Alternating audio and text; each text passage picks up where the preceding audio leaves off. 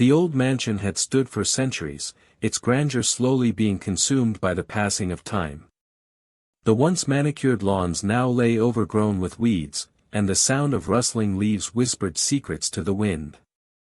As the last rays of sunlight faded, the mansion's windows turned into empty eyes, staring out into the darkness like the unblinking gaze of a predator. The air grew colder, heavy with the scent of decay. Shadows began to dance across the walls, like dark spirits performing a macabre ballet. The wind picked up, causing the trees to creak and groan, their branches swaying in a slow, mournful rhythm. I shivered as I stepped out of my car, the crunch of gravel beneath my feet echoing through the stillness. A chill ran down my spine as I gazed up at the mansion's imposing facade. The door creaked ominously as I pushed it open, a faint whisper seeming to follow me inside. The interior was just as decrepit as the exterior, cobwebs hanging like ghostly tapestries from the chandeliers. I fumbled for the light switch, but it refused to yield to my touch, plunging me into darkness. Suddenly, I was acutely aware of the silence, and the faint creaking of the wooden floorboards beneath my feet. As I stumbled through the darkness, my hand brushed against a cold, smooth surface. It was a mirror, hanging crookedly on the wall. I approached it cautiously, feeling an inexplicable sense of trepidation.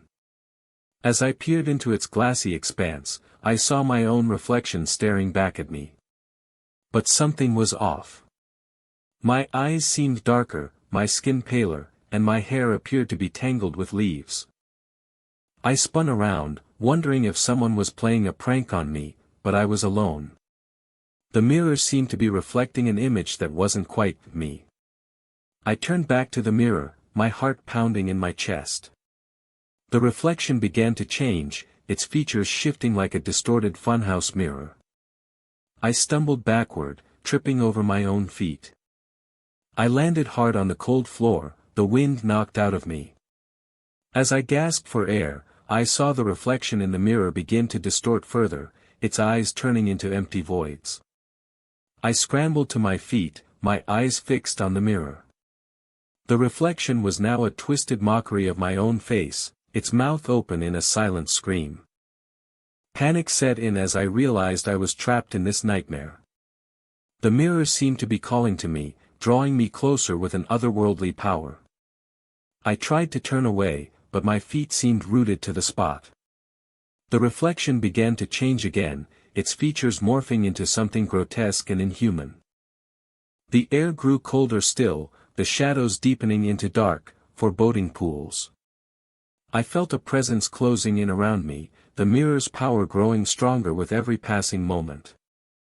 I was consumed by a sense of dread, my heart racing in my chest. The reflection was no longer just a reflection, it was a doorway to something ancient and evil.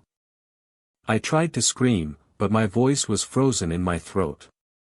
The mirror's surface began to ripple and distort, like water on a hot summer day. I felt myself being pulled toward it, my body drawn into the glassy expanse like a moth to a flame. The reflection was waiting for me, its twisted face grinning with malevolent glee.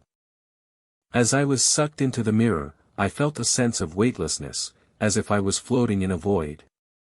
The last thing I saw was my own reflection, its eyes turned into empty voids. And then, everything went black. The mirror was found later, hanging crookedly on the wall, its surface calm and serene. But as the police officer approached, he noticed something strange, the reflection in the glass was no longer his own. It was my face, my eyes, my twisted grin.